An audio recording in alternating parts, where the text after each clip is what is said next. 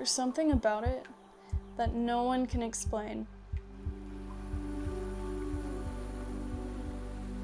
I don't think anybody can truly explain how it makes you feel, but it gives you some sense of purpose. It just that breath of fresh air it does something for you.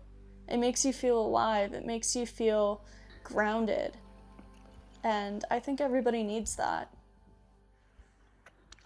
My name is Diego Jara. I'm from Chile. I'm a finance major. I go to BYU, Idaho. I've been in America for about 4 years. Growing up in Chile was really different to being here in America. My family didn't have a car most of my childhood, so we never went anywhere. We didn't do much traveling or going on vacations. Wasn't really a thing.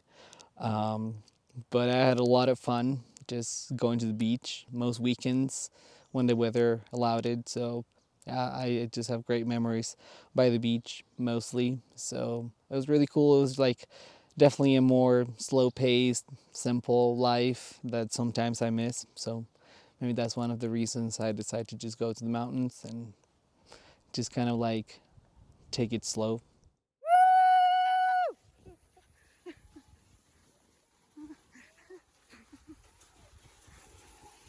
Oh my gosh! Woo! Ah! Let's go! Woohoo! Guys, that was amazing! That was so much fun! Dude!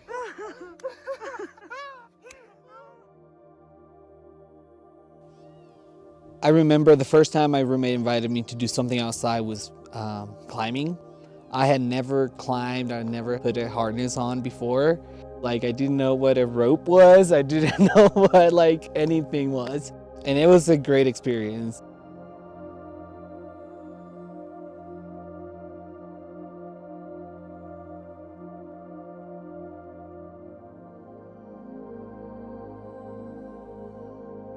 By the time I got to the top, I remember that I just asked my roommate if I could have some time and just stay there.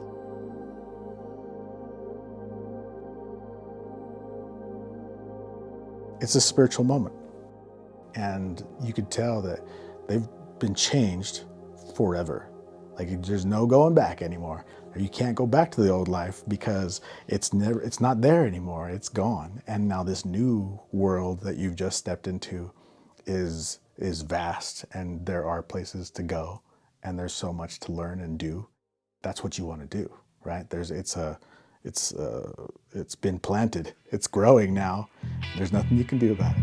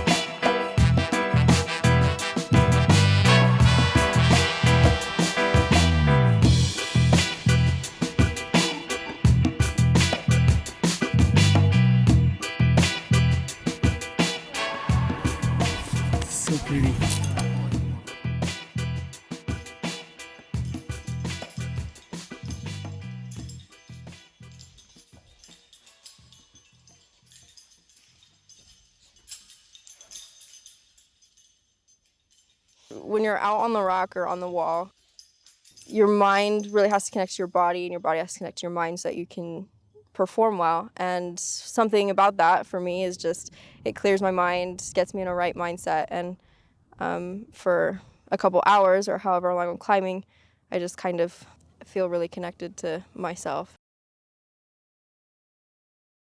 It's just a great feeling overall. There's people that back down from hard things, or they don't want to do it because it's out of their comfort zone. But there's something really satisfying about knowing that you did something out of your comfort zone, that you pushed the extra mile.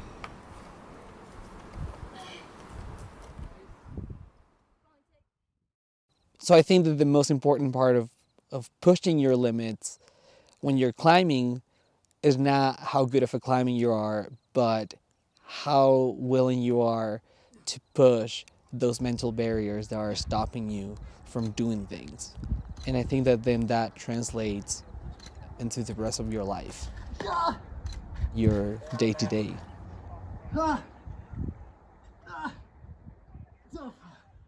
It's strange, I know, but you get addicted. You get addicted to this idea of like becoming stronger and better and the best you. And that's all you want, you know? And it's hard. It's hard to let that go and just take a second.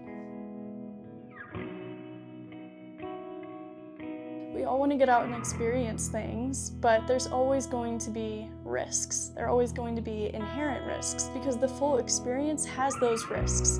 And you have to really decide, like, is this experience worth my life?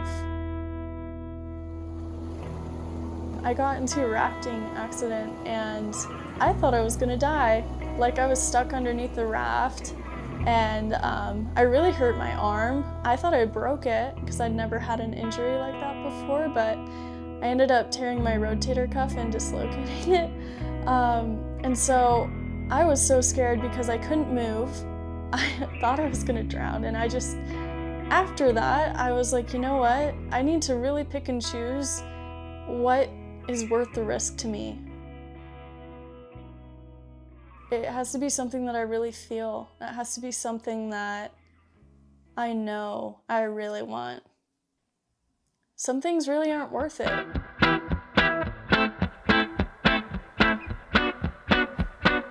Oh,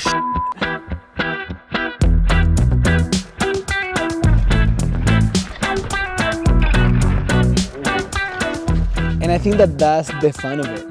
You're playing with death, but you're not gonna die, probably, right? Right?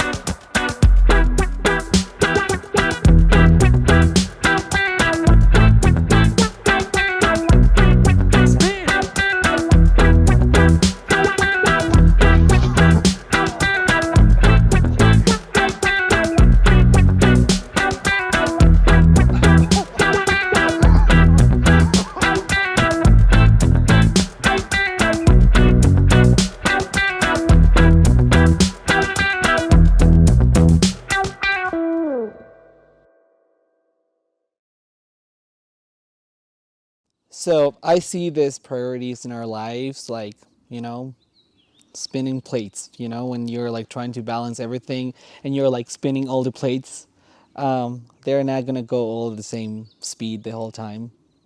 So while you're spinning one, you cannot be spinning like 5 other plates. So I think that balance is being able to prioritize the things that need to be prioritized. Like on a Tuesday morning, I would love to be out in nature, but I'm also a student. So I have to go to class and I have to go to work. So for as much as I love going out, I think that my Tuesday morning, I'm gonna be better off at the end of the week if I pay attention to school and if I go to class and if I go to work. So then I'm gonna enjoy more being outside on a Friday night or a Saturday morning. There's a balance. There's a balance, because if you're spending too much time climbing or too much time outside, then you might be neglecting your studies. So you need to make sure that you're finding balance once you start doing these things. But if you have a balanced calendar of events on a day-to-day basis, then it's proven, there are studies now that say that you will have a better chance of being successful.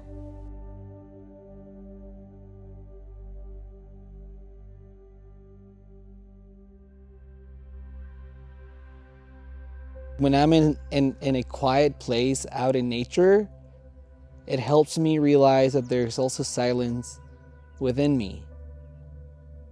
And I feel like it gives me this sense of balance.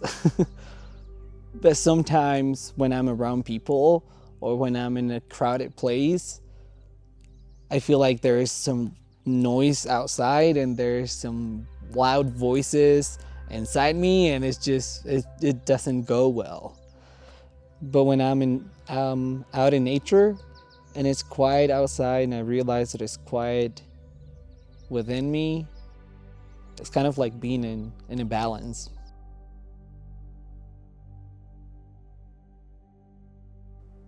Nature therapy is better than regular therapy. I do both. Nature therapy is cheaper as well. I think it's better. And it depends on what I bring into it. I don't think that nature is just like this fix-all thing for any problem that you have. Because if you go into nature with your issues, but like you're not really willing to let go of them, you're gonna have a hard time really getting like a good perspective shift. And so I think that the nature does help me, but I have to bring something to the nature, which is I need to be just willing to like explore and be curious. But I think it does fix it when I have the right attitude. My uncle, I have a really awesome uncle, and he's the one he kind of coined the term for me, mountain therapy. I'm sure he's not the first one, but he's the one that taught me about that term. And he wasn't always into the outdoors. He actually used to be a little bit more heavy set, and he wasn't like doing the best in just his life. And he taught me a lot about how nature had helped him to move past a lot of really difficult thoughts and feelings, and especially going out into like really cool backcountry places that no one else had really been before. And I've always been into the outdoors, but it was just this last summer. It was about in July that we were on a hike together with some other relatives, and we were at the top of this peak overlooking some lakes, and it was absolutely gorgeous. And he like takes a deep breath in, kind of holds it, lets it out. He's like, you know, that's some rare air right there. And I was like, expound. What is rare air? And he's like, well, the air that's surrounding this very special spot, it's not really breathed in very often by people because this place is very hard to get to, and not a whole lot of people are willing to climb the 3,000 feet to get to it. So this is rare air. And I was like, wow, that's so cool. And it makes me feel accomplished. It makes me feel really like successful, as well as appreciate the view or whatever it is that was accomplished that much more, because it's not that easy to get to it. And I did it.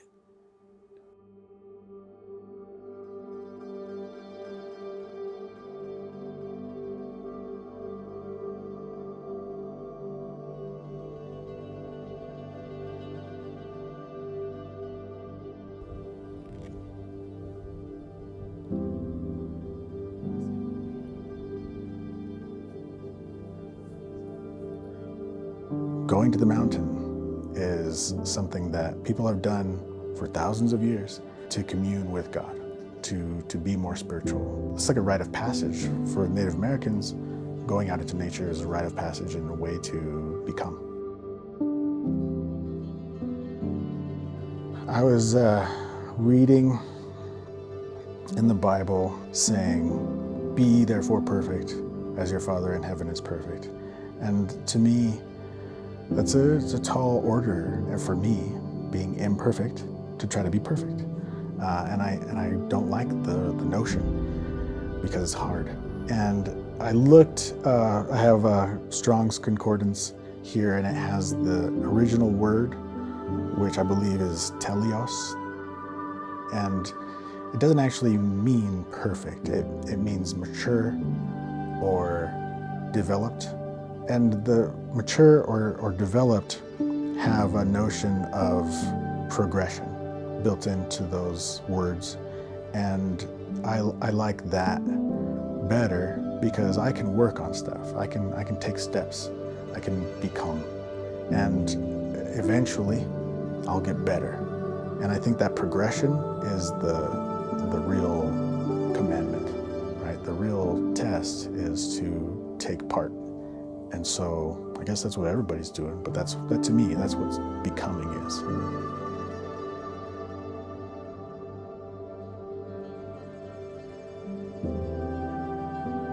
There's a lot to be said about the benefits of belief and practicing whatever you believe in. And that's often found in gathering, teaching, temple, whatever church it looks like for you. But also, like, that only gets you to a certain point, and you have to have those experiences alone, by yourself. And maybe that's praying by your bed at night. Like, I'm not the one to, like, maybe the mountains aren't going to do that for you, but it totally does that for me. It's like, I don't do the best at praying next to my bed every night, but I do find amazing peace and this spiritual connection out by the mountains.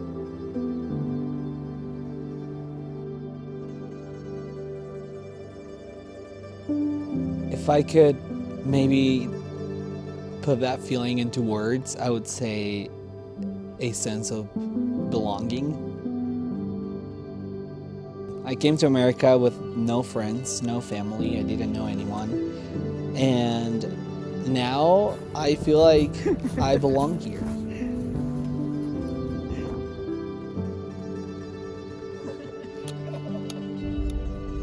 And it's because I found people that I can connect with and that I can share those same values and that appreciation for nature.